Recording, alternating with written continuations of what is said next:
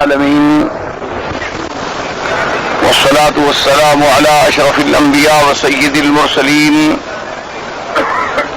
سيدنا محمد وعلى آله وأصحابه أجمعين.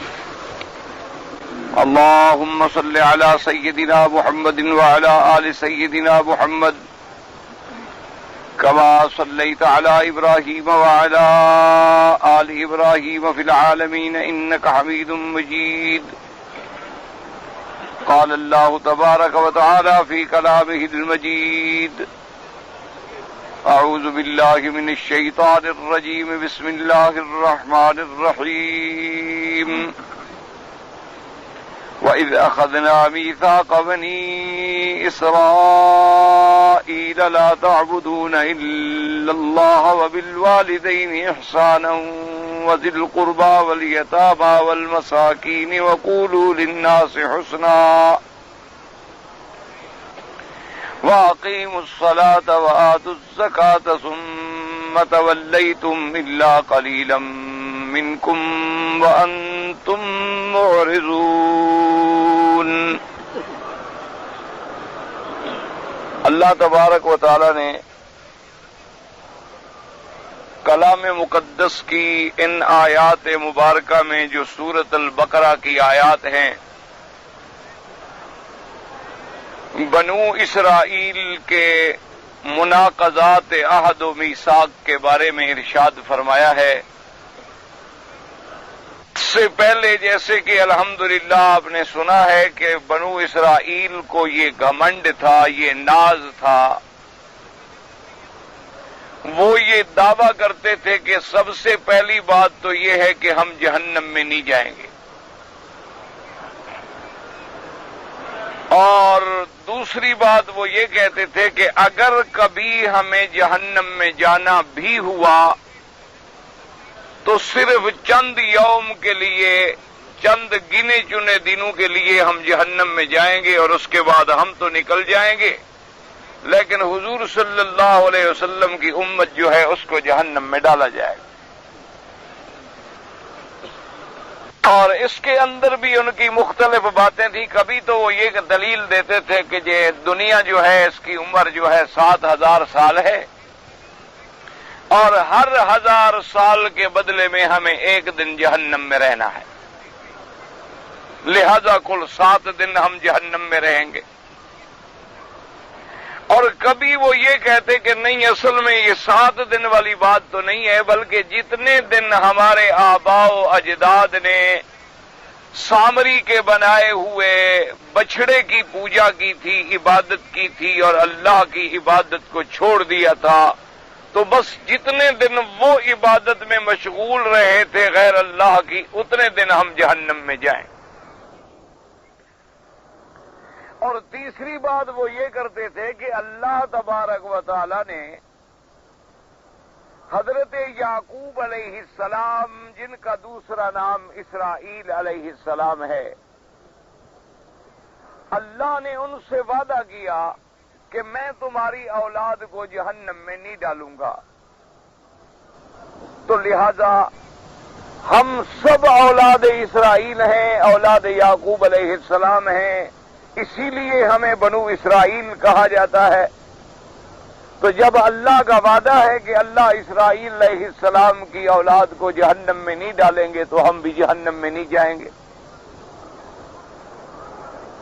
اللہ تبارک و تعالی نے ان کی ان تمام باتوں کا مفصل قرآن میں رد فرمایا کہ سب سے پہلی بات تو یہ ہے کہ اس قسم کا کوئی معاہدہ یعقوب علیہ السلام کے ساتھ قرآن میں موجود نہیں ہے،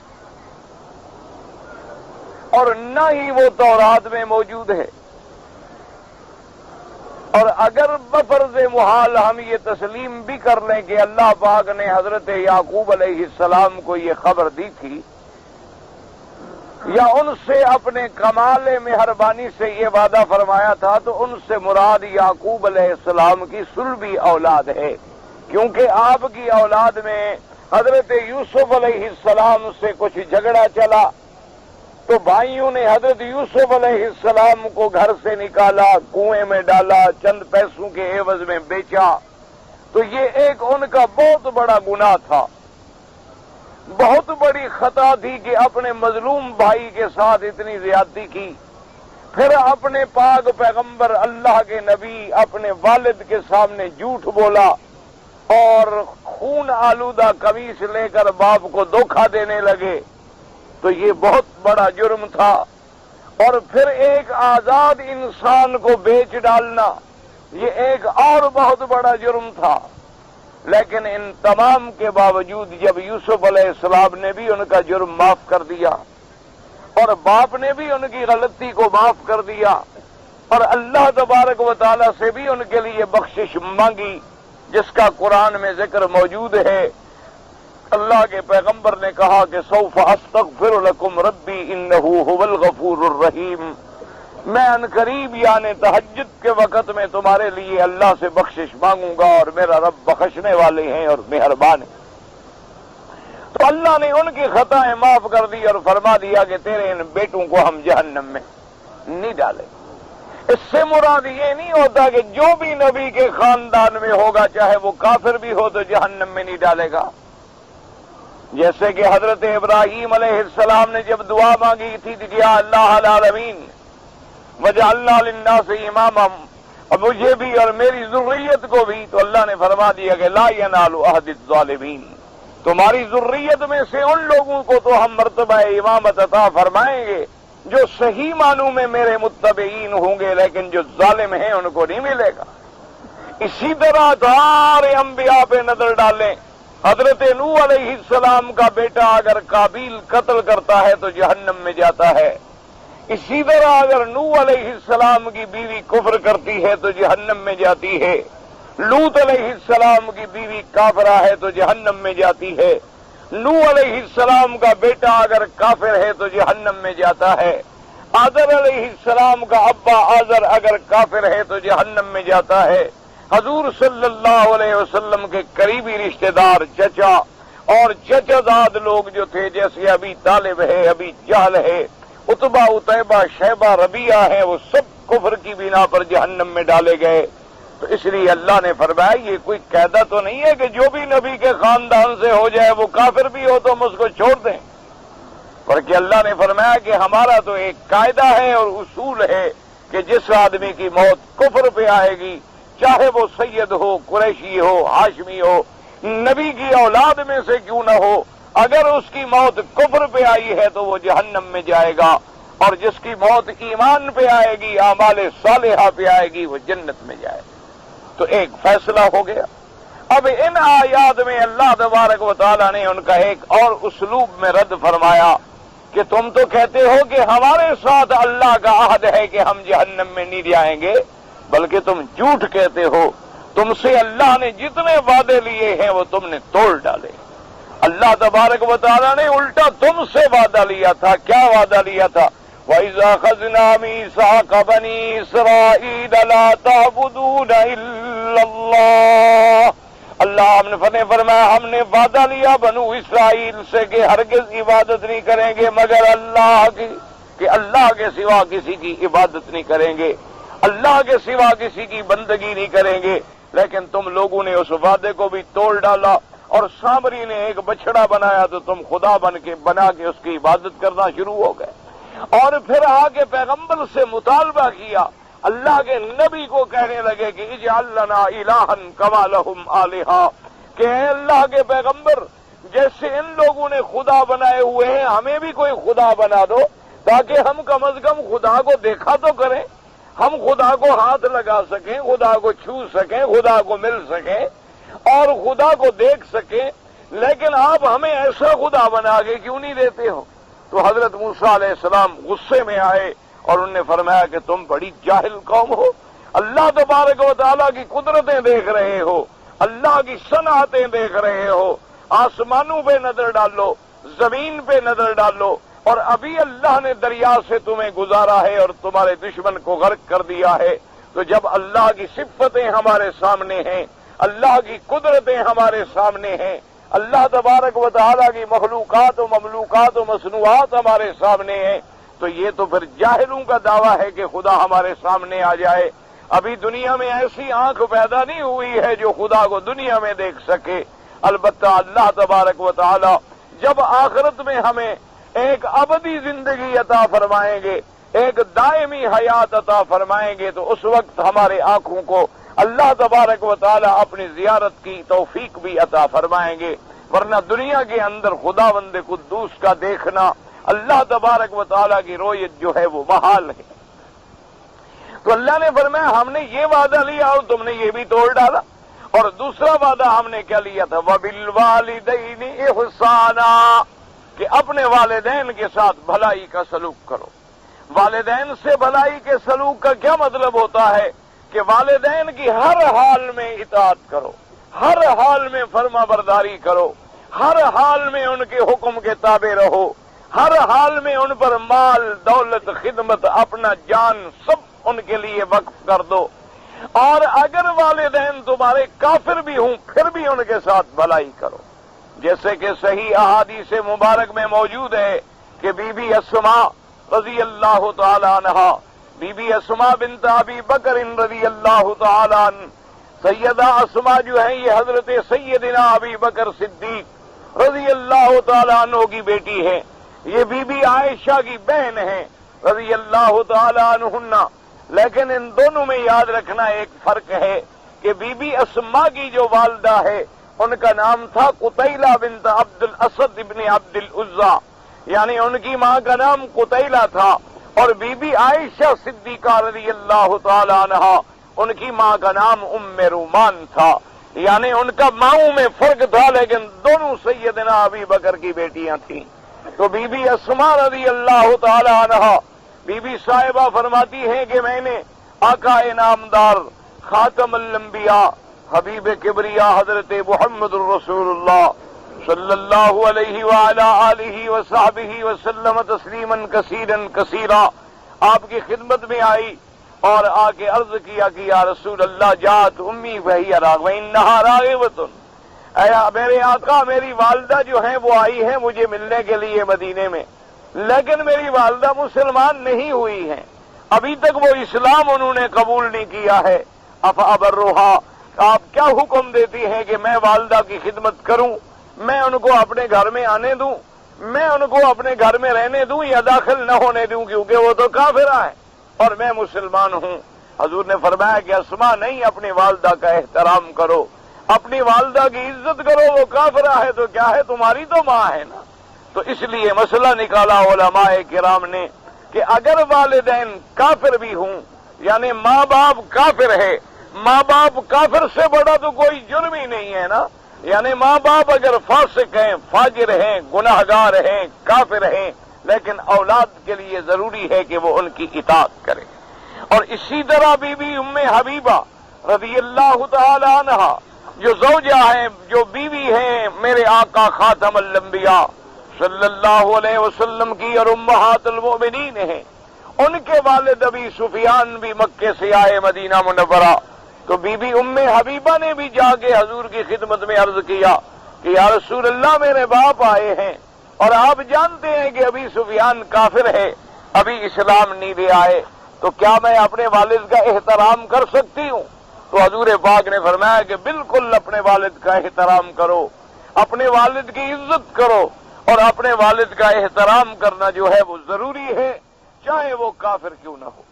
اسی طرح احادیث مبارکہ میں آتا ہے کہ آقا انعامدار سرکار مدینہ رحمت للعالمین، رحمت دو جہاں صلی اللہ علیہ وسلم، آپ نے جب مکہ فتح فرما لیا اور آپ نے جب طائف پہ محاصرہ کیا، حنین کے موقع پر جو جعرانہ مقام ہے جسے آج کل آپ بڑا عمرہ کہتے ہیں، ایک تو تنعیم ہے نا جسے لوگ محاورے میں چھوٹا عمرہ کہتے ہیں، اور ایک وہ بڑا عمرہ کہلاتا ہے جو مقام جعرانہ اصل میں اس کا نام ہے۔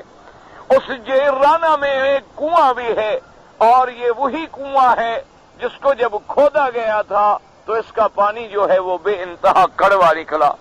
تو صحابہ نے عرض کیا کہ یا رسول اللہ صلی اللہ علیہ وسلم، اور ہمارے پاس پانی کا کوئی انتظام نہیں ہے اور آپ کا پورا صحابہ کا لشکر بغیر پانی کے ہے، اور ہم نے بڑی محنت سے یہ کنواں کھودا ہے لیکن یہ کڑوا ہے۔ حضور صلی اللہ علیہ وسلم کنویں پہ تشریف لے آئے اور آپ نے فرمایا کہ اس کا ڈول نکالو پانی کا. ایک ڈول پانی کا نکالا گیا تو میرے آقا نے کچھ پڑھا اور پڑھنے کے بعد اپنا لعاب دہن مبارک جو تھا وہ بھی اس میں ڈال دیا اور فرمایا اس کو پھر اسی کنویں میں ڈال دو. تو اس پانی کو پھر کنویں میں ڈالا گیا. حضور صلی اللہ علیہ وسلم نے فرمایا کہ اب اس پانی کو استعمال کرو.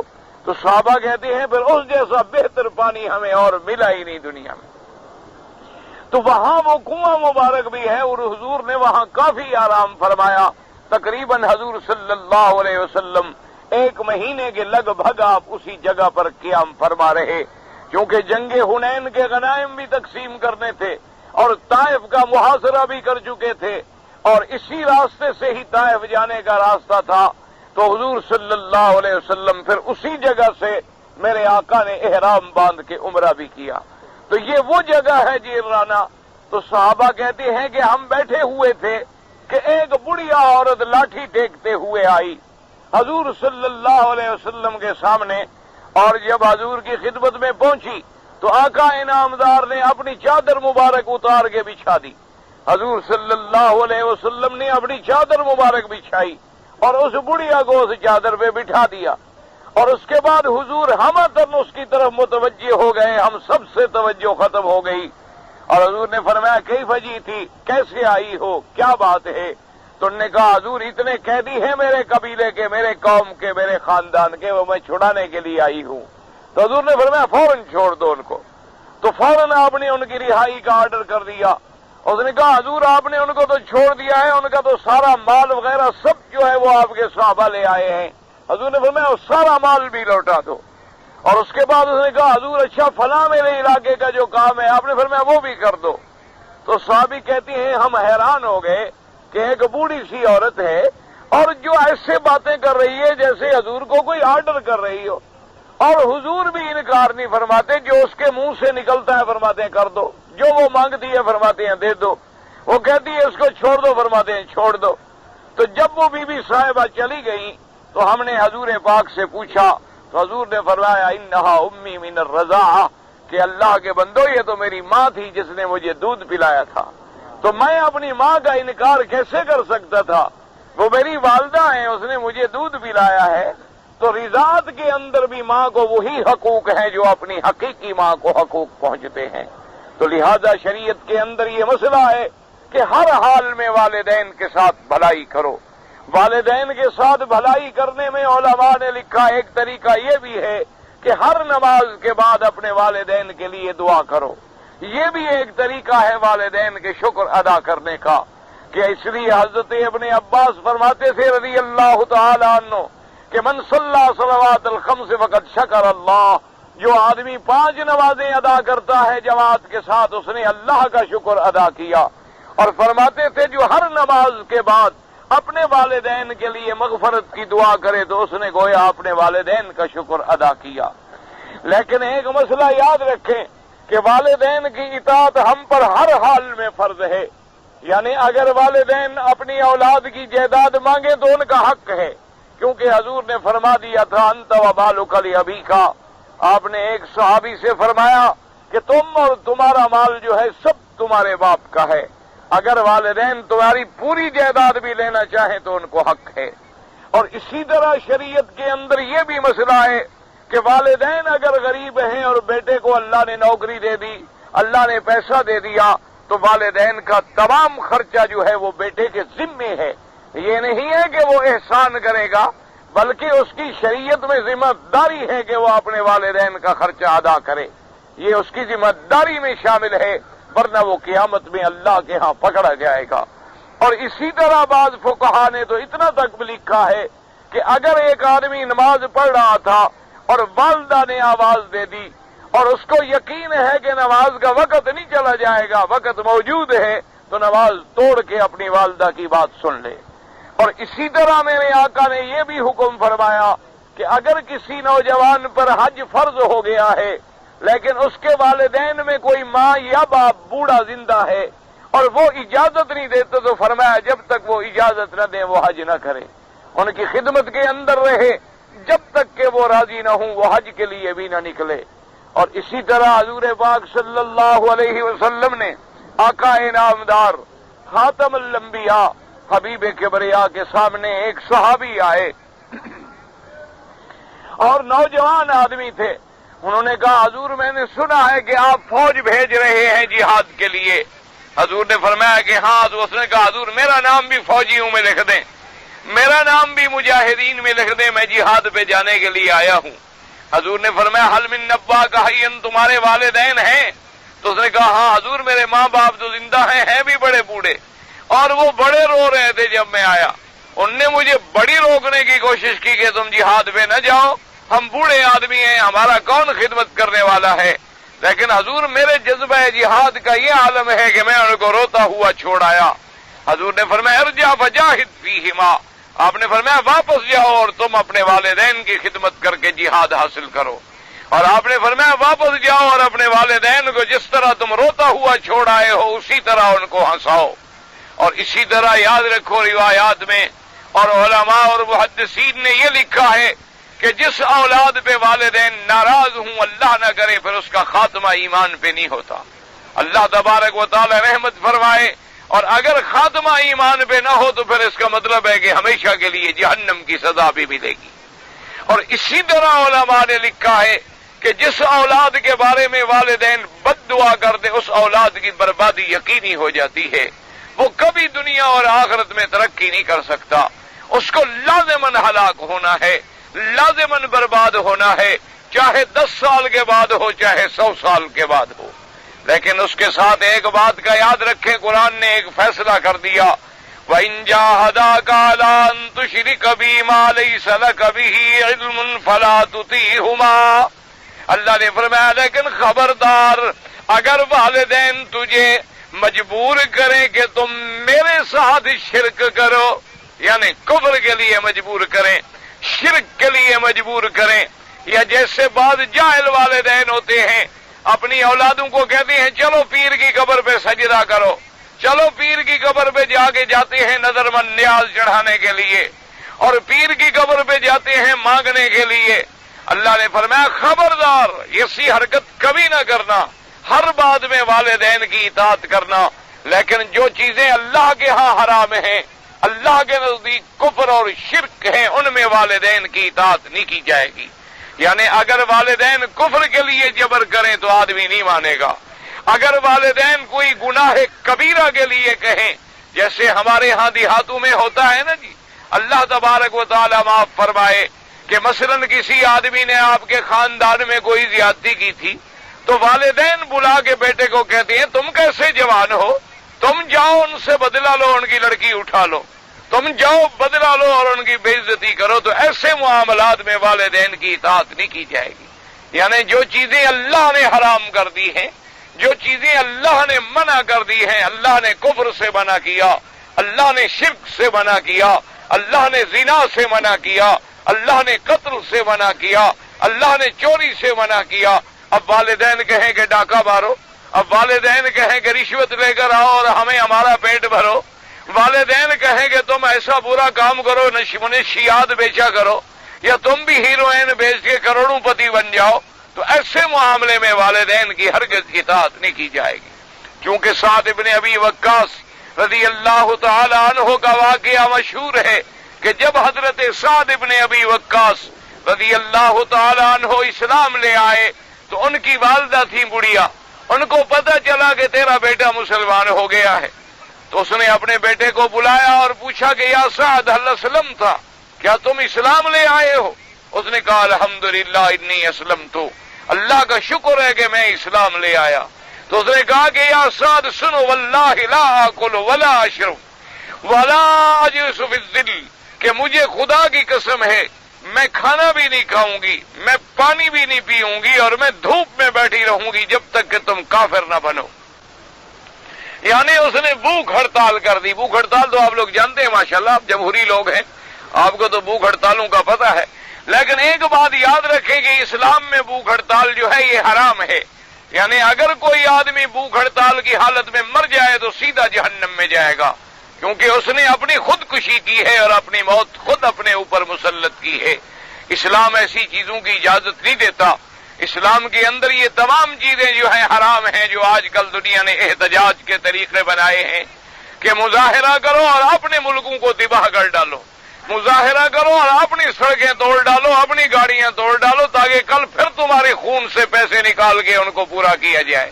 یہ سب جاہلیت کے اور کافروں کے طریقے ہیں جو مسلمانوں نے اپنا رکھے ہیں، ورنہ اسلام میں ان کا کوئی اجازت نہیں ہے۔ تو اس نے بھوک ہڑتال کر دی اس عورت نے، تو حضرت سعد بن ابی وقاص رضی اللہ تعالی عنہ نے بڑی کوشش کی، اس نے بڑی منتیں کی کہ اماں جان مہربانی کرو، تم کھا لو پی لو، دھوپ میں کیوں بیٹھی ہو؟ اس نے کہا کہ واللہ لا آکل، میں نے بھی قسم کھا لی ہے، جب تک تم حضرت محمد عربی صلی اللہ علیہ وسلم کا دامن نہیں چھوڑو گے اور جب تک تم اسلام کو نہیں چھوڑو گے میں اپنی بھوک ہڑتال کو نہیں توڑوں گی۔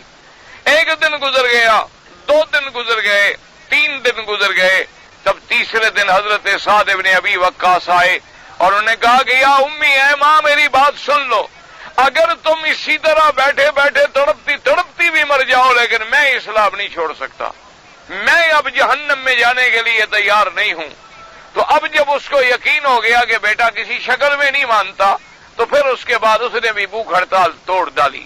تو اللہ تبارک و تعالی نے قرآن مقدس میں یہ حکم نازل فرما دیا کہ وَإِن جَاهَدَاكَ عَلَىٰ أَن تُشْرِكَ بِي مَا لَيْسَ لَكَ بِهِ عِلْمٌ فَلَا تُطِعْهُمَا، خبردار کسی ایسی بات میں والدین کی اطاعت نہ کرنا، کسی ایسی بات میں والدین کی فرما برداری نہ کرنا جو باتیں اللہ کے حکم کے خلاف ہوں، اللہ کی شریعت کے خلاف ہوں یا اسلام کے خلاف ہوں، ورنہ ہر حال میں اور ہر صورت میں والدین کی اطاعت جو ہے وہ ضروری ہے۔ اور علماء نے لکھا ہے کہ اگر کسی کے والدین فوت ہو گئے ہیں، یاد رکھیں اگر والدین زندہ ہیں اور کافر ہیں، بعض لوگوں کے والدین یہودی ہیں، نصرانی ہیں، ہندو ہیں، آغا خانی ہیں، قادیانی ہیں، یہ سب کافر فرقے ہیں، تو اگر وہ ہیں تو ان کی زندگی میں تو دعا کر سکتا ہے کہ یا اللہ میرے والدین کو ہدایت عطا فرما، میرے والدین کو اسلام کی دولت سے مالا مال فرما۔ لیکن اگر وہ کفر کی حالت میں مر جائیں تو اب والدین کے لیے بخشش نہیں مانگ سکتا، اس لیے کہ اللہ نے قرآن میں یہ بھی واضح فرما دیا وَمَا كَانَ اسْتِغْفَارُ إِبْرَاهِيمَ لِأَبِيهِ إِلَّا عَن مَّوْعِدَةٍ وَعَدَهَا إِيَّاهُ فَلَمَّا تَبَيَّنَ أَنَّهُ عَدُوٌّ لِّلَّهِ تَبَرَّأَ مِنْهُ۔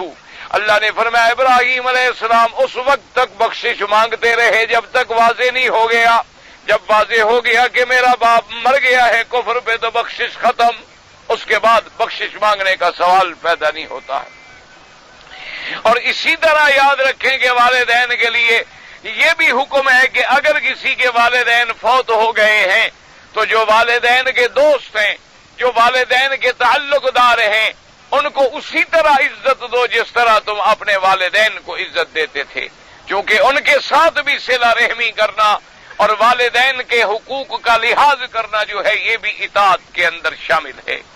لیکن اسی کے ساتھ میں اپنے بھائیوں سے یہ بات عرض کروں گا کہ آپ اللہ کے کعبے میں موجود ہیں، الحمدللہ اللہ کا شکر ادا کریں کہ اللہ نے آپ کو حرم مقدس نصیب فرمایا، لیکن اپنے گریبان میں جھانک کے ذرا غور کریں کتنے بیٹے ہیں جو آج والدین کا خیال کرتے ہیں، اپنی بیوی کا سب کو خیال ہے، اپنے دوستوں کا سب کو خیال ہے، اپنے ساتھیوں کا سب کو خیال ہے، اپنے دوستوں کے لیے گھڑیاں ڈھونڈ ڈھونڈ کے بھیجیں گے، کپڑا اعلیٰ سے اعلیٰ ڈھونڈ ڈھونڈ کے بھیجیں گے، لیکن ایسے بغیرت اولاد ہے کہ سالوں گزر جاتے ہیں باپ کو خط لکھنے کا بھی گوارا نہیں کر سکتے۔ ایسے لوگ بھی دنیا میں موجود ہیں اور ایسی ذلیل اولادیں یہ لکھ رکھیں کہ انہوں نے دنیا میں بھی ذلیل ہونا ہے اور آخرت میں بھی ذلیل ہونا ہے۔ اور جو کچھ تم آج اپنے والدین سے کر رہے ہو اس عاقبت کو جھیلنے کے لیے تیار ہو جاؤ کہ آنے والی اولاد تمہارے ساتھ کیا کرتی ہے۔ اسی لیے روایات میں آتا ہے کہ بنو اسرائیل میں ایک آدمی بہت بڑا عابد تھا، بہت بڑا زاہد تھا، جس کی زندگی عبادت میں گزر گئی، یا نماز میں یا ذکر میں یا فکر میں یا اپنی والدہ کی اطاعت میں۔ ایک دفعہ والدہ نے بلایا تو کسی کام سے دیر ہو گئی، وہ اپنی عبادت میں مشغول رہا۔ جب دیر ہو گئی اور گیا تو والدہ نے کہا اتنی دیر ہو گئی ہے میں نے تمہیں بلایا ہے، تو اس نے کہا کہ بس میں مصروف تھا، میں نہیں آ سکا، میں عبادت میں تھا۔ اس نے کہا عجیب تمہاری عبادت ہے کہ تمہیں ماں بلا رہی ہے اور تم اپنی عبادتوں میں لگے ہوئے ہو۔ تو اس نے کہا مجھ سے دیر ہو گئی۔ تو ماں نے اس سے میں کہا کہ اچھا تم اس وقت تک نہ مرو جب تک اللہ تجھے کسی فاحشہ عورت کے منہ نہ لگا دے۔ اس کے منہ سے ایک بد دعا نکل گئی۔ تو کچھ عرصے کے بعد جناب نتیجہ یہ ہوا کہ وہ اس کی والدہ تو فوت ہو گئی، مدتیں گزر گئیں، وہ اپنے اس عبادت خانے میں موجود، حتیٰ کہ باس کا ایک قول ہے کہ جس آدمی کے رشتہ دار غریب ہوں اس کو جائز بھی نہیں کہ وہ زکوٰۃ کسی دوسرے کو دے، یعنی اس کو چاہیے کہ وہ زکوٰۃ کا پیسہ جو ہے، اپنی خیرات کا پیسہ جو ہے سب سے پہلے اپنے غریب رشتہ داروں کو دے، کیونکہ رشتہ داروں کا حق اللہ نے قرآن میں بار بار بیان فرمایا ہے۔ اس نے فرمایا وَآتِ ذِي الْقُرْبَىٰ حَقَّهُ وَالْمِسْكِينَ وَابْنِ السَّبِيلِ، فرمایا سب سے پہلے اپنے رشتہ داروں کو دو۔ اسی لیے میرے آقا نے خاتم الانبیاء حضرت محمد الرسول اللہ صلی اللہ علیہ وسلم نے بھی قریش سے ایک دفعہ مخاطب ہو کے فرمایا قُل لَا أَسْأَلُكُمْ عَلَيْهِ أَجْرًا إِلَّا الْمَوَدَّةَ فِي الْقُرْبَىٰ، اللہ کے نبی نے فرمایا کہ اے مکے والو، میں تبلیغ پر، اللہ کے دین کی دعوت پر تم سے کوئی پیسے تو نہیں مانگتا، تم سے کوئی معاوضہ تو نہیں مانگتا، لیکن کم از کم تم میرے رشتہ دار تو ہو۔ اگر میری بات نہیں مان سکتے ہو، اگر تم کلمہ نہیں پڑھ سکتے ہو تو ظالموں میرے راستے میں کانٹے تو نہ بچھاؤ، میرے راستے میں پتھر تو نہ بچھاؤ، میرے ساتھ دشمنی تو نہ کرو، کم از کم کچھ اس رشتہ داری کا تو احساس کرو۔ تو لہذا رشتہ داری کا فرائض جو ہیں، اور رشتہ داری میں بھی یاد رکھو آج ہم سب رشتہ داروں کے ساتھ تعلق رکھتے ہیں، لیکن کون سے رشتہ داروں کے ساتھ؟ جو رشتہ دار ہمارے ساتھ تعلق رکھیں۔ اگر کوئی رشتہ دار ہم سے تھوڑی سی زیادتی کرے تو ہم ناراض ہو جاتے ہیں، اور بلکہ آج کل مسلمانوں کا یہ عالم ہے کہ اپنے ماں باپ کے رشتہ دار جو ہیں ان سے تو خیر زیادہ تعلق نہیں رکھتا، لیکن بیوی کے جو رشتہ دار ہیں وہ گویا کہ اس کے ماں باپ وہی بن جاتے ہیں۔ یہ سب سے بڑا گناہ ہے جب آدمی اپنے والدین کے، اپنے ماں باپ کے خون کا لحاظ نہیں کر رہا ہے تو بیوی کے رشتہ داروں کا لحاظ کرنا جو ہے شریعت کے اندر مقدم نہیں۔ سب سے پہلے حق ان کا ہے جو تمہارے والدین سے تمہارے ساتھ رشتہ رکھتے ہیں۔ اس لیے اللہ نے فرمایا کہ ہم نے یہ حکم دیا کہ تم جو ہے کم از کم اپنی قرابت داری کا خیال کرو، لیکن تم لوگوں نے تو قرابت داریوں کو بھی توڑ ڈالا، تم لوگوں نے تو ذوی القربیٰ کا بھی کوئی خیال نہیں کیا۔ فرمایا یہ بھی ہم نے یاد لیا تھا وَالْيَتَامَىٰ وَالْمَسَاكِينَ، کہ جتنے یتیم ہیں ان سے ہمدردی کرو۔ یتیم کا معنی کیا ہوتا ہے؟ جن کا ماں باپ نہ ہو اور جو بالغ نہ ہوا ہو۔ بالغ ہونے کے بعد پھر آدمی یتیم نہیں رہتا، یاد رکھو، کیونکہ جب وہ جوان ہو گیا ہے، بالغ ہو گیا ہے تو بس اب وہ یتیم نہیں رہا۔ یہ معنی نہیں ہوتا کہ عمر 70 سال ہو جائے تو کہہ جی میں یتیم ہوں، میرے ماں باپ مر گئے ہیں۔ ماں باپ تو سب کے مر جاتے ہیں، لیکن یتیم کا معنی یہ ہوتا ہے کہ ابھی وہ نابالغ ہے، ابھی وہ بچہ ہے اور اس کے والدین بھی مر گئے ہیں، تو وہ ہماری ہمدردیوں کا دوسرے مسکینوں سے زیادہ مستحق ہے، کیونکہ ایک تو وہ غریب ہے اور دوسرا وہ مسکین ہے۔ اور اسی طرح میرے آقا نے فرمایا جو آدمی مسکین بچوں اور یتیموں کے سر پہ ہاتھ رکھتا ہے اور یتیموں کی خبر گیری کرتا ہے، یتیموں کی امداد کرتا ہے اور یتیموں کے ساتھ اپنی اولاد جیسا سلوک کرتا ہے، فرمایا قیامت میں اس کا گھر جو ہے محمد مدنی کے گھر کے قریب ہوگا۔ آپ نے فرمایا وہ قیامت میں میرے گھر کے قریب ہوگا۔ اس لیے اللہ نے اپنے نبی کو بھی یتیم بنایا کہ آپ کے والد ولادت سے پہلے فوت ہو گئے اور میرے آقا کی والدہ 7 سال کی عمر میں فوت ہو گئی۔ اسی کو میرے اللہ نے قرآن میں ذکر فرمایا أَلَمْ يَجِدْكَ يَتِيمًا فَآوَىٰ وَوَجَدَكَ ضَالًّا فَهَدَىٰ۔ اللہ نے فرمایا میرے مدنی کیا ہم نے آپ کو یتیم نہیں پایا، پھر ہم نے آپ کو ٹھکانہ دیا۔ تو اللہ نے اپنے نبی کو بھی یتیم بنایا تاکہ یتیموں کے درد کا پتہ چل سکے، یتیموں کے احوال کی خبر گیری کر سکے اور یتیموں کے دکھ اور درد کو سمجھ سکے، کیونکہ جس آدمی نے خود غریبی نہ دیکھی ہو، جس آدمی نے خود شاہوں کے گھر میں آنکھ کھولی ہو، جس آدمی نے خود محلوں میں جنم لیا ہو، جس آدمی نے خود پھولوں کی سیج پہ زندگی گزاری ہو، جس انسان نے باہر کے ملکوں کے پانی پہ زندگی گزاری ہو اسے غریب کے دکھ درد کا کیا پتا ہو سکتا ہے؟ وہ تو زبانی کلامی پر ایسے ہی فیصلے کرتے ہیں جیسے ہمارے ہاں بادشاہوں کی تاریخ میں ایک قصہ آتا ہے کہ ایک بادشاہ اپنی بیگم کے ساتھ تشریف لے گئے کسی علاقے میں، تو وہاں لوگ اکٹھے ہو گئے، غریب لوگ تھے بیچارے، بڑے تنگ تھے، تو ان لوگوں نے مظاہرہ کیا اور بڑی فریادیں کی۔ تو بادشاہ نے اپنے وزیر سے پوچھا کہ یہ کیا کہتے ہیں؟ تو انہوں نے کہا کہ جناب بھوکے ہیں، غریب ہیں، گندم نہیں مل رہی، کھانے کو نہیں ملتا، بیچارے گندم مانگتے ہیں، روٹی مانگتے ہیں۔ تو ان کی بیگم صاحبہ نے فوری طور پہ حکم جاری فرمایا کہ اچھا تو اگر ان کو روٹی نہیں ملتی ہے تو انہیں کہیں کیک کھائیں، پیسٹری کھائیں، بسکٹ کھائیں۔ تو پھر وہ تو پھر ایسے ہی فیصلے کرتے ہیں نا کہ بھئی ان کو روٹی اگر نہیں ملتی ہے تو کیا ہو گیا، روٹی کھانے سے تو آدمی موٹا ہو جاتا ہے، اچھی بات، چلو ان کو کہیں کوئی کیک شیک کھا لیا کریں کوئی۔ اور وہ جن کو روٹی نہیں ملتی بدبخت وہ کیک کہاں سے لے آئے گا؟ جس کو سوکھی روٹی نہیں ملتی ہے، ہمیں سوکھی روٹی نہیں ملتی، تم ہمیں کیک کھلا رہی ہو، تم ہمیں پیسٹریاں کھلا رہی ہو، تم ہمارے لیے کیا سوچ رہی ہو؟ تو پھر ان کے فیصلے ایسے ہوتے ہیں چونکہ انہوں نے خود تو غریبی دیکھی نہیں ہوتی، وہ تو صرف ایک ڈرامے کرتے ہیں لوگوں کے سامنے۔ ہمارے اپنے علاقوں کی واقعہ بھی ایک تاریخ میں مشہور ہے کہ وہاں بھی بادشاہ تھے، اب بھی ان کے سابقہ محلات کے کچھ نشان تو موجود ہیں، لیکن خدا جانے ان کو صدیاں گزر گئیں، کون تھے کون نہیں تھے اللہ عالم۔ تو بہرحال ان کا بھی ایک بڑا واقعہ مشہور ہے کہ یہ ڈسٹرکٹ مظفر گڑھ میں سیت پور کے علاقے کے اندر کی بات ہے کہ وہ ایک دفعہ شکار کے لیے نکلے تو رات کا وقت تھا اور گیدڑ جو تھے وہ بڑی آوازیں نکال رہے تھے۔ تو وہ بادشاہ کو خیال آ گیا، اس نے پوچھا اپنے وزیر سے کہ یہ کیا ہے، گیدڑ کیوں رو رہے ہیں، یہ کیا بات ہے، کیوں جانور رو رہے ہیں؟ انہوں نے کہا جی سردی لگتی ہے، بیچاروں کو کپڑے مانگ رہے۔ انہوں نے کہا ٹھیک ہے، آرڈر کر دیا، اب اتنے لاکھ کے کمبل جو ہیں ان میں تقسیم کیے جائیں۔ اب وہ لاکھوں کے کمبل آئے اور وزیروں کے گھر میں چلے گئے اور بک گئے ماشاءاللہ۔ کوئی پاگل تھوڑے ہوتے ہیں آگے وزیر جو بیٹھے ہوتے ہیں، وہ ایسے اس قسم کے آرڈر کرواتے ہی اپنے لیے ہیں، کوئی تیرے میرے لیے تھوڑے کرواتے ہیں۔ تو بہرحال وہ کمبل بھی ہضم، لکڑ بھی ہضم، پتھر بھی ہضم، ان کے ہاتھ میں تو بڑے بڑے ہوتے ہیں۔ تو اتفاق سے پھر سال دو سال کے بعد بادشاہ سلامت کو پھر خیال آ گیا، پھر رات کو شکار پہ نکلے، وہ تو گیدڑ ہے چیختے رہتے ہیں، وہ تو اسی طرح پھر انہوں نے دیکھا نا بھی لائٹیں اور یہ اور وہ، اور گیدڑ بھاگنے لگے، آوازیں کرنے لگے۔ تو انہوں نے کہا بادشاہ وزیر ہم نے آرڈر کیا تھا کہ ان کو کپڑے شپڑے دے دو، یہ تو ابھی تک انہوں نے کہا نہیں جناب، وہ تو خوشیاں منا رہے ہیں، آپ کا استقبال کر رہے ہیں، وہ تو اسی شکریہ کے لیے حاضر ہوئے ہیں جو اس دفعہ آپ نے احسان کیا تھا۔ اچھا انہوں نے کہا ٹھیک ہے، تو چلو ہماری طرف سے بھی تھینک یو کہہ دینا۔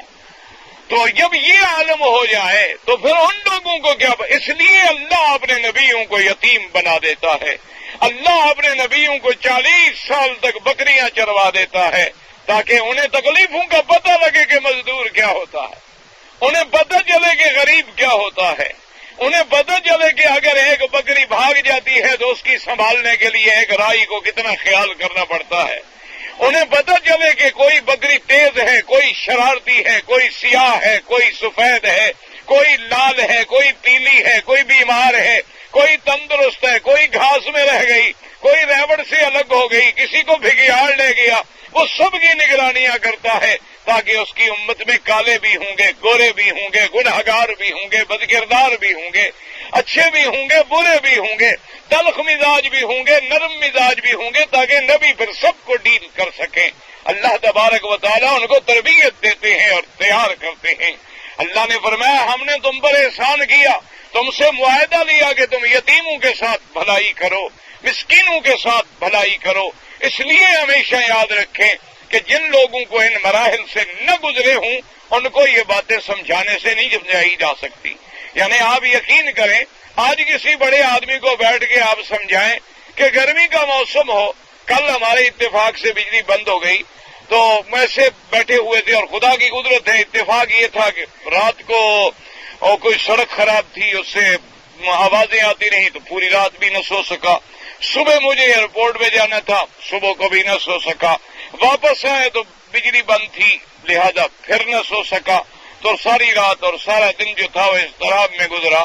تو میرے ساتھ ایک ساتھی بیٹھے تھے تو وہ نے بڑا وہ بیچارے کبھی کپڑا اتارے اور کبھی وہ بیچارے کیا کریں، اب کوئی حل نہیں، نہ پنکھا ہے نہ لائٹ ہے نہ بجلی ہے، اور آدمی مکانوں میں بند بیٹھا ہوا ہے، اور مکان بھی پھر فلیٹ سسٹم، وہ تو نہیں ہمارے گھروں والے دیہاتی مکان کے چلو بھی اٹھ کے درخت کے نیچے آدمی جا کے بیٹھ جائے یا کسی سین میں جا کے بیٹھ جائے، چھت پہ جا کے بیٹھ جائے، فلیٹ میں کہاں جائے گا آدمی، ایک محدود زندگی ہوتی ہے۔ تو وہ اب غریب بیچارہ کبھی ٹوپی ادھر رکھے کبھی رومال ادھر رکھے۔ میں نے کہا دیکھو نیچے جو سڑک بن رہی تھی اور اس پہ تارکول بچھایا جا رہا تھا، جسے آپ لک کہتے ہیں یا تارکول کہتے ہیں، سیاہ رنگ کا جو بچھاتے ہیں نا جی، تو کارپیٹ ہو رہی تھی سڑک۔ تو میں نے اس سے کہا کہ بھائی دیکھو ہم تو پھر بھی فلیٹ میں بیٹھے ہوئے ہیں، کمرے میں بیٹھے ہوئے ہیں، وہ انسان نہیں ہے جو اس آگ میں، اس دھوپ میں، اس گرمی میں اور کام بھی اس چیز کا کریں جس سے آگ نکل رہی ہے، دھواں نکل رہا ہے۔ کیا ان کو ماں باپ نے نہیں جینا؟ ان کا کوئی ماں باپ، اس لیے کہ وہ غریب ہے، اس لیے کہ وہ بیچارہ مزدور ہے، اس بیچارے کے پیٹ میں روٹی نہیں ہے، ورنہ کون آدمی دماغ خراب ہو گیا کہ اپنا وطن چھوڑ کے آئے آگ میں جلتا رہے؟ کس آدمی کا دماغ خراب ہو گیا ہے؟ تو کیا اس ذریعے میں نے کہا اس کو ذرا سوچو، تمہیں نیند بھی آ جائے گی، آرام بھی آ جائے گا، کوئی فکر نہ کرو، یہ لمحاتی باتیں ہیں اللہ تبارک و تعالیٰ کی طرف سے۔ اگر ہمیں چند گھنٹے کے لیے آرام نہیں ملا، اس کو تو پورا مہینہ آرام نہیں ملتا۔ رات کو تھکا ہارا آتا ہے، کپڑوں سے مٹی کے تیل کی بدبو ہے، کپڑوں سے جناب تارکول کی ہوا آ رہی ہے، اور جوتے جو ہیں اس کے اس تارکول سے بھرے ہوئے ہوتے ہیں، اور کپڑوں سے وہ داغ اتر نہیں رہے ہوتے، ان پر بھی مٹی کے تیل بیچارہ ڈالتا ہے، اور پھر صبح نماز پڑھ کے پھر کپڑے پہن کے پھر اسی ڈیوٹی پہ لگا ہے اور اللہ کا شکر بھی کر رہا ہے۔ میں نے کہا تم سمجھو آخر وہ انسان نہیں ہے۔ تو اس لیے ہمیشہ یاد رکھو، جس آدمی نے غریبی نہیں دیکھی ہے اس کو غریب کا کیا پتا، جس نے یتیمی نہیں دیکھی ہے اس کو یتیم کا کیا پتا، جس بیچارے نے تکلیف نہیں دیکھی ہے اس کو تکلیف کا کیا پتا، جس نے بیماری نہیں دیکھی ہے اس کو بیماری کا کیا پتا۔ یہی وجہ ہوتی ہے کہ عام لوگ جو آتے ہیں نا جی دعوے کرتے ہیں، اللہ تبارک و تعالی رحمت فرمائے کہ جی ہم اسلام کا یہ کر دیں گے، تو حضرت شاہ جی رحمت اللہ علیہ ہمیشہ مسکراتے تھے اور فرماتے تھے کہ بھائی مجھے افسوس رکھتا ہے جب میں ان لیڈروں کی باتیں سنتا ہوں اور اسلام کے نعرے سنتا ہوں تو میرا دل جل جاتا ہے کہ جو آدمی اپنے 6 فٹ کے بدن پہ اسلام نافذ نہیں کر سکتا وہ ملک میں کہاں سے نافذ کر دے گا۔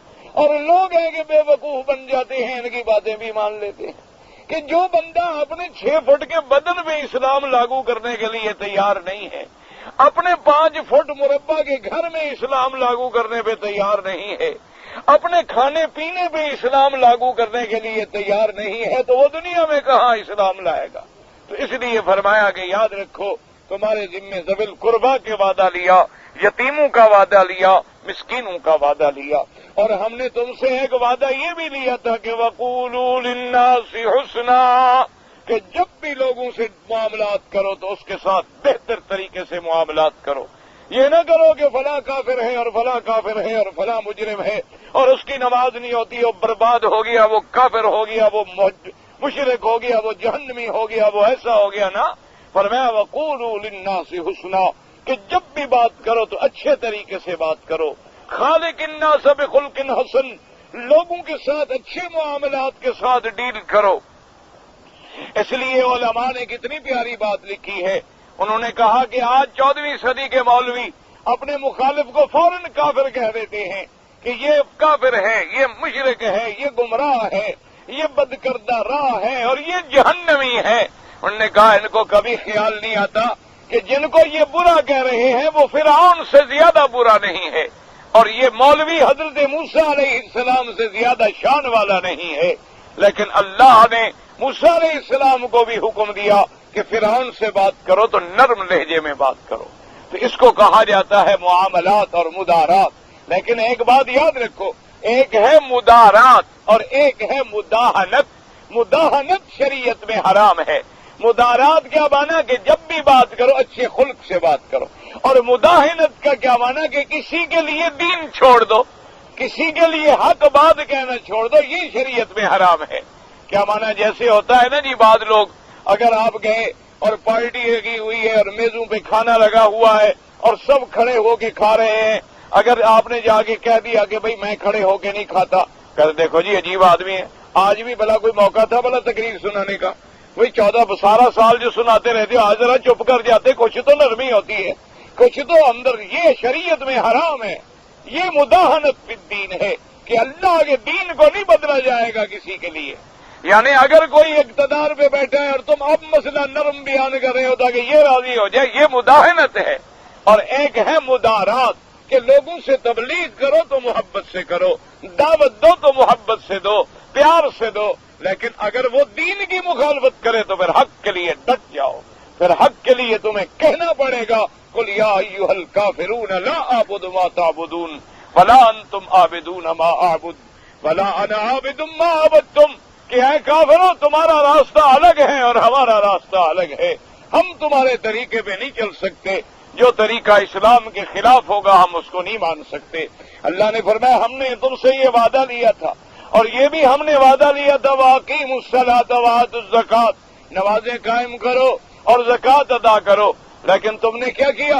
ثُمَّ تَوَلَّیْتُمْ إِلَّا قَلِیلًا مِّنکُمْ وَأَنتُم مُّعْرِضُونَ. اللہ نے فرمایا پھر تم سب نے پھر گئے، رخ موڑ لیا، اعراض کر لیا، مگر تھوڑے تھے تم میں سے جو اسلام لے آئے.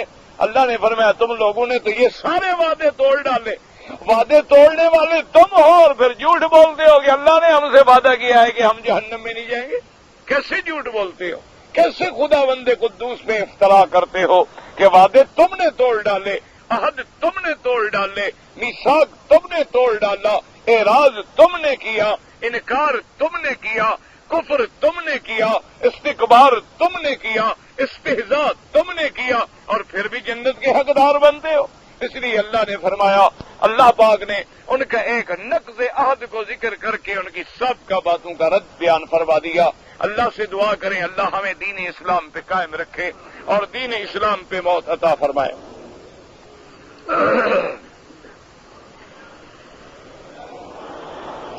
ایک عورت کا آپریشن ہوا ہے اور ڈاکٹر نے اس کو نہانے سے منع کیا ہے، تو اس عورت کا اگر ایام حیض آ جائیں غسل کیسے کرے گی؟ اس نے تولیہ لپیٹ کے، کوئی ضرورت نہیں، تیمم کرتی رہے جب تک ڈاکٹر منع کرے، جب تک کہ اسے غسل منع کرتا ہے تو وہ تیمم کر سکتی ہے، کپڑے گیلے کرنے کی بھی ضرورت نہیں ہے، کوئی ایسی بات نہیں. اسلام کے اندر اجازت ہے، جیسے پانی نہ ملے تو تیمم ہو سکتا ہے، جیسے کسی آدمی کا چوٹ لگ جائے، زخم آ جائے، پانی نہ لگایا جائے تو تیمم ہو سکتا ہے، تو وہ بھی تیمم کر سکتی ہے، کوئی حرج نہیں.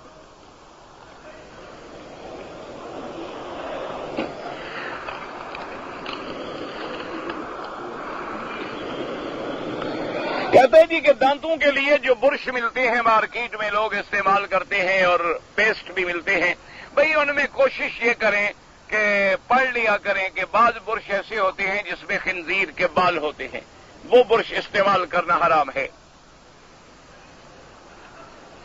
اور بعض پیسٹ ایسے ہوتے ہیں جن میں خنزیر کی چربی ہوتی ہے، اور اس میں آپ یہ دیکھ لیا کریں نا جی کہ اس میں لکھا ہے کوئی فیٹ ہے، کوئی اینیمل فیٹ ہے، یعنی کوئی جانور کی چربی بتلائی گئی ہے تو ہے، تو اس کا مطلب ہے وہ خنزیر کی ہے. اسی طرح کبھی کبھی وہ کرتے ایک ای کا لفظ لکھ دیتے ہیں، اشارہ ہوتا ہے کہ اس میں اینیمل فیٹ ہے، تاکہ مسلمان پڑھ بھی نہ سکے اور اس کے اندر اشارہ بھی موجود ہوتا ہے. تو ایسے معجون کرنا جو ہے وہ حرام ہے. اور ایک بات یاد رکھو، اب تو یورپ والے بھی مان گئے، اب وہ بھی پیسٹ چھوڑ رہے ہیں، وہ بھی مان گئے کہ مسواک سے زیادہ بہتر کوئی چیز نہیں. اب تو وہ کافر بھی مان گئے، تم اگر نبی کی نہیں مانتے اب کافروں کی مان لو، چونکہ ان کی تو اتباع کرنا تمہاری گھٹی میں پڑا ہوا ہے نا. کیونکہ وہ داڑھی مڈاتا ہے تم داڑھی مڈاتے ہو، وہ پینٹ پہنتے ہے تم پینٹ پہنتے ہو، وہ ٹیڈی پہنتے ہے تم ٹیڈی پہنتے ہو، کھلے پانچے کی پہنے تم کھلے پانچے کی پہنتے ہو، وہ یہاں تک کلمے رکھوائے تم یہاں تک کلمے رکھواتے ہو، وہ بال بڑے کرے تم بال بڑے کرتے ہو، کل وہ گنجا ہو جائے دیکھو تم گنجے ہو جاؤ گے، شرط لگا لو. تو جواب تو اس نے بھی کہہ دیا ہے کہ برش زیادہ بہتر ہے، اس کی بات مان لو.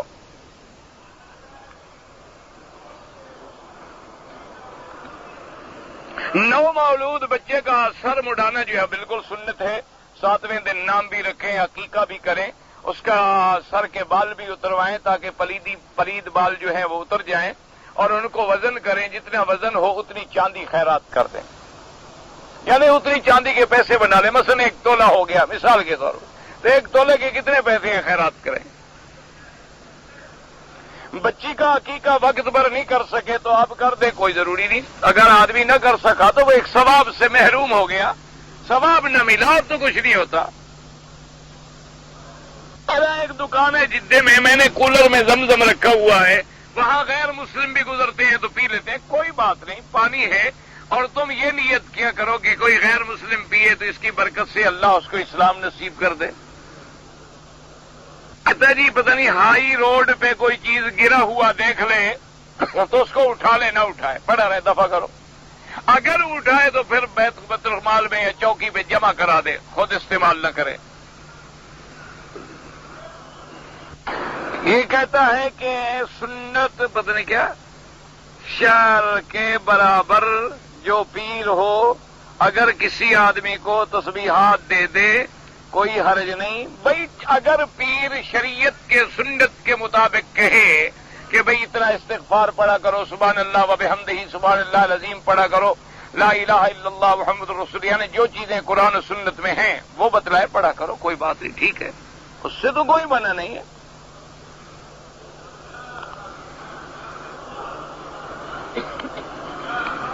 کہتا ہے جی کہ تبلیغی جماعت میں ایک بزرگ ہیں، وہ کہتے ہیں کہ جنوں کی بھی جماعتیں تبلیغ میں جاتی ہیں، جنوں کی جماعتیں اگر حضور کے پاس آ سکتی تھیں تو اور کام بھی کر سکتی ہیں۔ قرآن میں نہیں ہے کہ جن آئے حضور کے پاس، انہوں نے قرآن سنا اور پھر جا کے تبلیغ کی۔ قالوا یا قومنا انا سمعنا کتابا انزل من بعد موسیٰ یہدی الی الحق والی طریق مستقیم۔ تو جن بھی ہماری طرح مسلمان ہیں، ہماری طرح ان میں بھی عالم بھی ہیں، جاہل بھی ہیں، ان میں بزرگ بھی ہیں، موحد بھی ہیں، ان کے اندر کافر بھی ہیں، مشرک بھی ہیں، ان کے اندر جھوٹے پیر بھی ہیں، ان کے اندر سچے جھوٹے سب قسم کے لوگ ہوتے ہیں۔ اگر ہوں تو اللہ کو پتا۔ اگر ہندوستان میں سود کے پیسوں سے ہمیں کوئی اسلحہ لے لیں اور کافروں کے خلاف بالکل لے لیں، کیونکہ وہاں پہ ہندو جو ہے وہ ہمارا کھلا دشمن ہے اور مسلمانوں کا قتل عام کر رہا ہے۔ کافر حربی کافر ہے، حربی کافر سے کوئی رعایت جائز، اس کا مال ملے لے لو، پیسہ ملے لے، جو مرضی ہے لے لو۔ حربی کافر ہے وہ وہ امن تو ختم ہو گیا نا، اب تو کوچے میں مسلمان کو قتل کیا جا رہا ہے، گلی گلی میں قتل کیا جا رہا ہے۔ کوئی ایک جگہ ہے جہاں مسلمانوں کا قتل نہیں ہوا پورے ملک میں، اور 1-2 نہیں، ہزاروں سینکڑوں کی تعداد میں، اور 500 مسلمان عورتوں کو میدان میں نعوذ باللہ لٹا کے ان سے مجموعی طور پہ بدفعلی کرائی جاتی ہے اور ان کی فلمیں بنتی ہیں اور دنیا میں بھیجی جاتی ہیں۔ تو جب کافر حربی ہو تو پھر سود شود کوئی نہیں ہوتا۔ اگر کسی نے بغیر رفع یدین کی نماز پڑھا الحمدللہ ان کی نماز بھی ہو جاتی ہے، اور جو کرتے ہیں اللہ قبول فرمائے، سب کی ہو جاتی ہے، ان جھگڑوں میں نہ پڑیں۔ اگر بغیر موسیقی کے عشقیہ گانا سننا میاں بیوی کے درمیان، ہاں میاں بیوی آپس میں گاتے رہے تو کوئی حرج نہیں، آپس میں میاں بیوی کو سناتا رہے، بیوی میاں کو سناتی رہے، کوئی حرج نہیں۔ میں مذاق نہیں کرے، مسئلہ ہے، فقہا نے لکھا ہے کہ مثلا ایک آدمی نے شادی کی، اس کی بیوی گانا جانتی تھی، تو کیا وہ بیوی کا گانا سن سکتا ہے؟ انہوں نے کہا سن سکتا ہے۔ جب بیوی کا سارا بدن اس کے لیے حلال ہے تو آواز حلال نہیں ہے؟ یہ مسئلہ ہے، میں نے اپنی طرف سے نہیں بنایا، تم ہنس کیوں پڑے بیوی کے نام سے؟ یہ تو مسئلہ ہے شریعت، آپس میں سنتے رہیں، کوئی آپس عشق کا بھی ہو، کیا میاں بیوی سے عشق بڑا کوئی ہوتا ہے کسی کا؟ اچھا جی نفل پڑھ رہا ہوں، بیمار ہو، آواز نفل توڑ دو، والدہ کی عادت کرو۔ قرآن پاک کی جو آیات منسوخ کر دی گئی ہیں، جتنا منسوخ ہے قرآن، بعض آیاتیں جو ہیں منسوخ الحکم ہوتی ہیں، یعنی حکم ختم تلاوت باقی۔ بعض آیتیں منسوخ تلاوت والحکم ہوتی ہیں، بعض آیتیں تلاوت ختم حکم باقی۔ کہتے ہیں جی کہ میں انڈیا جانا چاہتا ہوں اور مجھے کوئی کیسٹ چاہیے آپ کی جو پردے پر ہو، مجھے تو پتہ نہیں ہے، یہ بیچارہ لڑکا کرتا رہتا ہے، اس سے پوچھ لیں۔ بہرحال آج کل پردے کا مسئلہ کوئی مانتا ہے؟ کوئی شاید کوئی مان لے جاؤ۔ آج کل تو مردوں کو پردہ کرنا چاہیے۔ پردہ کس سے کیا جائے؟ مردوں سے۔ پردہ قرآن حدیث میں موجود ہے، ہاں قرآن حدیث میں تو موجود ہے، لیکن کوئی مانے تو۔ بے پردگی کے کیا نقصانات ہیں؟ بے پردگی ابتدا ہے، زنا انتہا ہے۔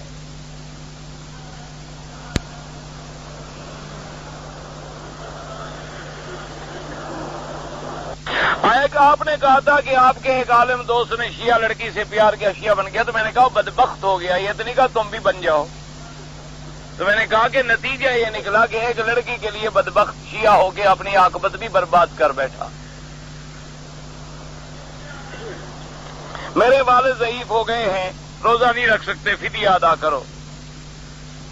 اگر محبت میں بیوی کو کوئی آدمی اپنی ماں بول دے، سبحان اللہ، تو مستقل حرام ہو گئی اور کفارہ ادا کریں حضرت۔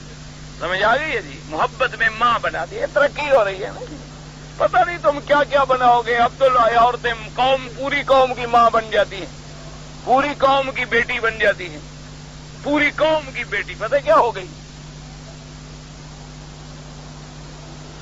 بیٹی ایک کی ہوتی ہے، 100 کی تو بیٹی نہیں بن سکتی۔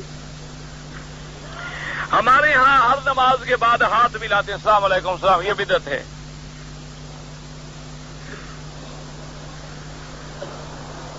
ہمارے ہاں ایک ساتھی ہیں، آپ کا درس بھی سنتے ہیں اور نماز کے بھی بڑے پابند ہیں، لیکن داڑھی میں خضاب لگاتے ہیں۔ کوئی حرج نہیں، کوئی بات نہیں، خضاب لگانا کو منع ہے؟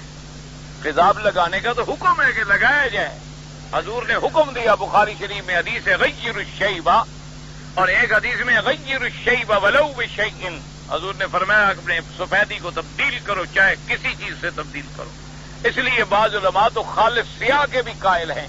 حضرت حسن حسین تو کالا خضاب لگاتے تھے، لیکن افضل یہ ہوتا ہے کہ کالے کو مہندی میں ڈال دیا جائے تاکہ سرخی مل جائے، دور سے کالا نظر آئے گا، ہوگا سرخی مائل۔ وہ تو خضاب لگانا تو بالکل حکم ہے، حدیث میں ہے، بخاری شریف میں ہے۔ حضرت ابی بکر صدیق رضی اللہ تعالیٰ عنہ کے والد کو لایا، انہوں نے فرمایا جاؤ اس کی داڑھی بدلو، کیا بالکل سفید ہو گئی ہے۔ کہتے ہیں جی فلاں لڑکی یا لڑکے پر جن آتے ہیں اور پیر صاحب کے پاس جائیں، یا کوئی پیر جانتا ہوگا جو بھوت ہوگا، ہم تو نہیں جانتے۔ بہرحال جن حق ہیں اور جن نقصان بھی دیتے ہیں، لیکن پیروں کے چکر میں نہ پڑو، ایسے لوٹ کے کھا جائیں گے تمہیں۔ تم خود اللہ کا قرآن پڑھو، سورت جن پڑھتے رہو، آیت الکرسی پڑھتے رہو، آخری سورتیں پڑھتے رہو، اللہ کی رحمت سے جن بھاگ جائیں۔ کرامات جو ہیں وہ موت کے بعد بھی ظاہر ہوتی نہیں ہوتی۔ کہتے جی وَيَعْلَمُ مَا فِي الْأَرْحَامِ قرآن میں ہے کہ اللہ جانتا ہے۔ آج کل تو ایکس رے مشین بھی یہ بھی بتا دیتی ہے کہ کتنے دن زندہ رہے گا، یہ بتاتی ہے۔ یہ بھی بتا دیتی ہے کہ یہ لڑکا لڑکی کل شریف ہوں گے یا بدمعاش ہوں گے، والدین کے فرما بردار ہوں گے یا نافرمان ہوں گے، یہ مسلمان ہوں گے یا کافر، یہ سب بتا دیتی ہے۔ تو اگر کوئی ایک آدھی بات اٹکل بچوں سے نکل آئے تو کیا فرق؟ ایسے تو ہم بھی بادل کی گرج سن کے بتا دیتے ہیں بارش آئے گی، کبھی نہیں آتی کبھی آ جاتی ہے، تو یہ کوئی علم غیب ہوا؟ بغل کے بال اگر کوئی نوچ ڈالے کوئی بات نہیں، نوچ ڈالو جائز ہیں، دوا لگا کے ختم کرو جائز ہیں، اس طرح پھرا کے ختم کرو جائز ہیں، سکھوں کی طرح بڑھاؤ نہیں، سکھ نہ بنو، مسلمان بنو۔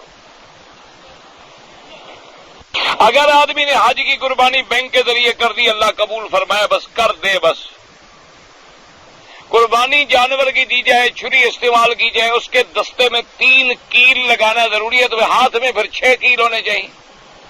اللہ کے بندے چھری ہے، 1 کیلو 2 کیلو نہ کیلو، جیسے لوہے کا ٹکڑا ہو دیوے کا ڈالو، کیا اسے 3 کیل لگاؤ اور 6 کیل لگاؤ۔ ایک امام کا وضو ٹوٹ جائے نماز کے دوران تو کیا کرے؟ دوسرے کو آگے کر دے، آپ جا کے وضو کرے۔ کلمہ طیبہ میں جب ہم محمد پڑھتے ہیں تو دال کے اوپر پیش واو پڑھتے ہیں، محمد، تو محمد الرسول اللہ بات تو نہیں ہے، وہ تو آگے رسول اللہ کے لا الہ الا اللہ محمد رسول اللہ صلی یوں ہے۔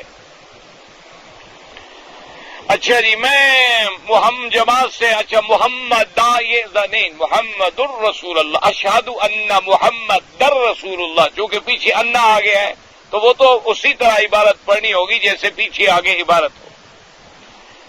میں جماعت سے 1 رکعت پیچھے رہ گیا، جماعت ختم ہوئی، نماز کے لیے میں کھڑا ہوا تو پڑھاؤ، مجھے علم نہیں تھا، اور 1 رکعت میں اچھا، بہرحال کہتا ہے میری نماز میں 1 رکعت باقی تھی، میں پڑھا تھا، ایک آدمی میرے ساتھ مل گیا، تو بہرحال باقی ائمہ کے نزدیک جائز ہے۔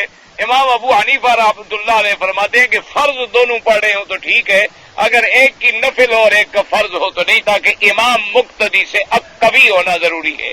بہرحال باقی ائمہ کے نزدیک تو کہ جائز ہے، کسی نے پڑھ لی تو کوئی بات نہیں، کوئی حیثیت۔ بلی کیوں پاک ہے اور کتا کیوں ناپاک ہے؟ اللہ کی مرضی ہے. تمہیں انسان بنایا، اس کو بلی بنایا. تمہیں انسان کیوں بنایا، بلی کیوں نہیں بنا دیا؟ تو جواب تم اس کا دو گے، وہ جواب وہاں سوچ لو.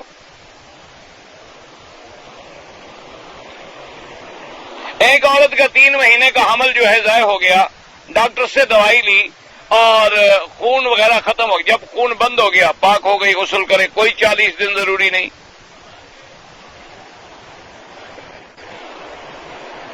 ایک آدمی مکے میں رہتا تھا، اس نے دوسرا حج کیا بدل اپنے رشتہ دار کی طرف سے، لیکن بکری ذبح نہیں کی. مکے والوں کا حج مفرد ہوتا ہے، حج کی بکری نہیں دی.